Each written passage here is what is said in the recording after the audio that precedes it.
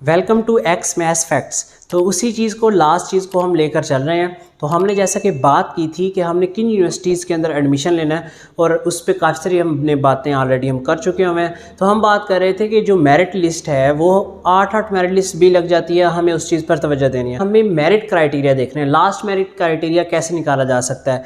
Easily, बहुत आसान है, सिंपली जाएँ, क्लिक करें, किसी भी यूनिवर्सिटी की वेबसाइट पर जाएं, उसके ऊपर क्लिक करें। वो वेबसाइट जैसे ही आपके सामने ओपन होगी उसके ऊपर आप जाकर नीचे फैक्ट्स होंगे, उसके अंदर लोगों ने क्वेश्चंस किए हुए होंगे, उन क्वेश्चंस में जाकर आप ढूंढें, आपके क्वेश्चन का आंसर होगा।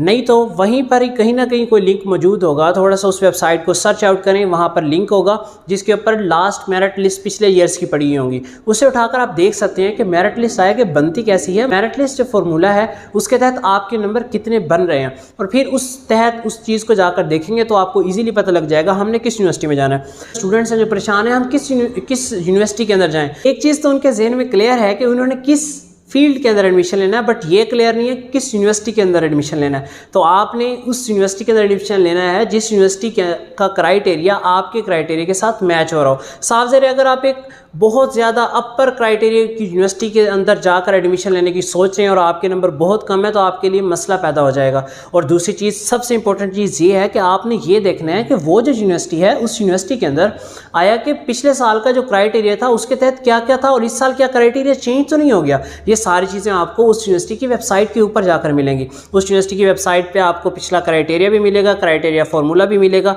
और सबसे अहम चीज़ ये है कि एक चीज़ आपने ज़रूर याद रखनी है, कुछ यूनिवर्सिटीज़ ऐसी होती हैं जो सिर्फ अपना डिपार्टमेंटल टेस्ट लेती हैं, उनका डिपार्टमेंट आपसे टेस्ट लेता है फिर आपको एडमिशन देता है। बट कुछ यूनिवर्सिटीज़ ऐसी होती हैं जो आपका डिपार्टमेंटल टेस्ट नहीं लेती, वो NTS लेती हैं, गैट लेती हैं या फिर दूसरे टेस्ट हो गए। कुछ यूनिवर्सिटीज़ ऐसी होती हैं जो ना सिर्फ अपना डिपार्टमेंटल टेस्ट लेती हैं और दूसरा जो गैट वगैरह है उसको भी एक्सेप्ट कर लेती होती हैं। अगर किसी यूनिवर्सिटी का डिपार्टमेंटल टेस्ट बहुत मुश्किल होता है तो आपको उसका नॉलेज होना चाहिए। ये ना हो कि आप उस यूनिवर्सिटी की आस में बैठे हुए और आपका एडमिशन उस यूनिवर्सिटी में ना हो। जब भी किसी यूनिवर्सिटी के अंदर एडमिशन लेने का सोचना है तो आपने उसका मेरिट क्राइटेरिया लाजमी देखना है। अगर उसका डिपार्टमेंटल टेस्ट मुश्किल है तो आप गैट दे लें, अगर गैट आपको मुश्किल लगता है तो उसका डिपार्टमेंटल टेस्ट देखें।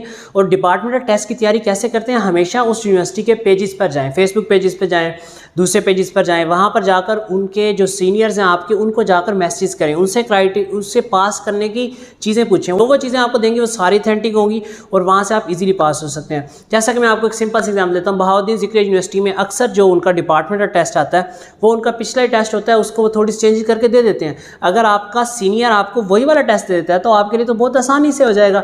तो ये चीज़ आपने ज़रूर ध्यान में रखनी है। एडमिशन ले रहे हैं उस वक्त भी और जब एडमिशन लेकर चले जाएंगे उस वक्त भी दो चीज़ों का ख्याल रखना है।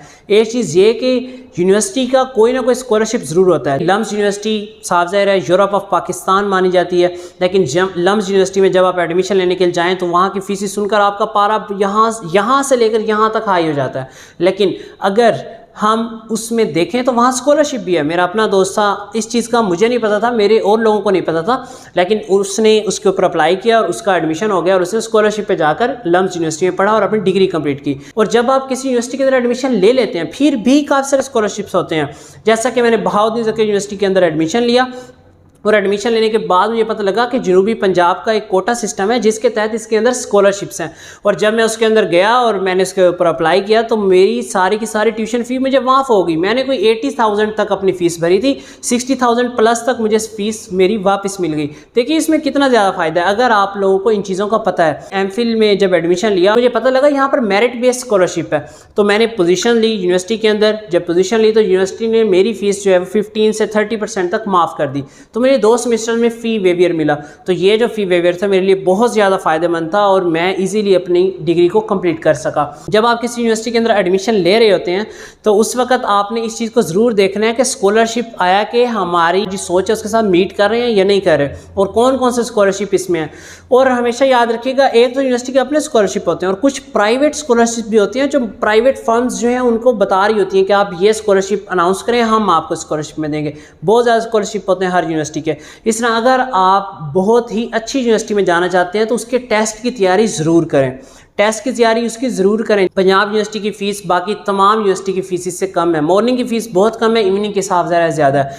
तो मॉर्निंग की फ़ीस कम है, लेकिन आपका नंबर अच्छे होने चाहिए और आपको उसके अंदर मेहनत करनी है जो उनका टेस्ट होगा। सबसे कॉमन क्वेश्चन और इंपॉर्टेंट के बारे में बात करते हैं, किस यूनिवर्सिटी के अंदर अप्लाई करें। ओ भाई इधर बात सुने, आपने कभी भी किसी सिंगल यूनिवर्सिटी के अंदर अप्लाई नहीं करना। ये ना हो कि आप सिंगल यूनिवर्सिटी में अप्लाई कर रहे हैं, वहाँ आपका एडमिशन नहीं हुआ और बाकी यूनिवर्सिटीज़ के अंदर भी एडमिशन तब एंड हो गए हुए थे और आपका एक सेमेस्टर ज़ाया हो जाए या एक साल ज़ाया हो जाए। इस चीज़ से बचने के लिए आपने क्या करना है, गौर से सुने मेरी बात।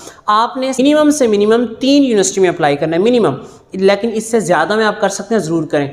3 यूनिवर्सिटीज़ में अप्लाई करना है और साथ साथ कम से कम आपने गवर्नमेंट के 2 कॉलेजेस में अप्लाई करना है। आपने ये चीज़ जहन में रखनी है। 2 कॉलेजेस कौन से हों?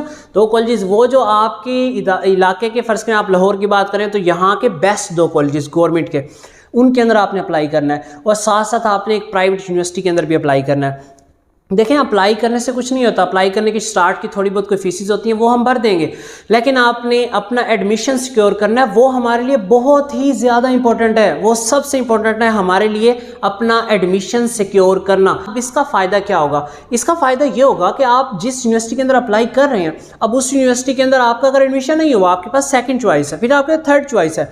अब अगर फ़र्ज़ करें तीनों के अंदर नहीं हुआ तो और फैक्टर्स हो सकते हैं। कहीं पे आपके नंबर का इशू आ सकता है, कहीं पे आपके डिपार्टमेंट का टेस्ट, कहीं पे गैट का इशू आ सकता है। फ़र्ज़ करें आपका एडमिशन नहीं हुआ, फिर आपका एडमिशन किसी कॉलेज के अंदर होगा, वहाँ आप चले जाएं। मैं आपको अपनी एग्जांपल देता हूँ। सबसे पहले मेरा बहाउद्दीन ज़िक्र यूनिवर्सिटी के अंदर ज़हन था कि वहाँ एडमिशन हो जाए। मैं ट्राई करता रहा, मॉर्निंग की लिस्ट लगनी शुरू हुई, उनके अंदर मैं अप्लाई करते करते करते करते एक वक्त आया कि मैं थक गया। मैं रोज़ आके देखता, एक लिस्ट लगी मेरा नाम नहीं आया, दूसरी लिस्ट लगी मेरा नाम नहीं आया, तीसरी, चौथी, 5वीं, 6ठी, 7वीं, 8वीं लिस्ट लगी, मॉर्निंग की किसी जगह पर मेरा कोई नाम नहीं आ रहा था।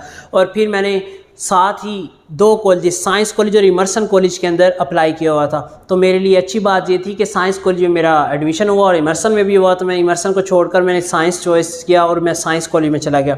साइंस कॉलेज के अंदर मैंने क्लासेस लेनी शुरू की, लेकिन रोज़ ही मेरी दुआ थी कि या अल्लाह किसी तरह मेरा यूनिवर्सिटी के अंदर एडमिशन हो जाए। और फिर इवनिंग की लिस्टें लगनी शुरू हुई। इवनिंग की 2-3 लिस्टें लगी, अभी तक मेरा नाम नहीं आ रहा था। और सबसे अहम चीज़ पता क्या थी? एक दिन मैं बैठा हुआ था और मुझे कॉल आई, मैंने कॉल उठाई और मैंने सुना कि आपका एडमिशन हो गया है स्पोर्ट्स बेसिस के ऊपर। तो मेरे लिए खुशी की इंतहा थी। यूनिवर्सिटी में जब भी अप्लाई करें वहाँ पर 2 चीज़ें होती हैं।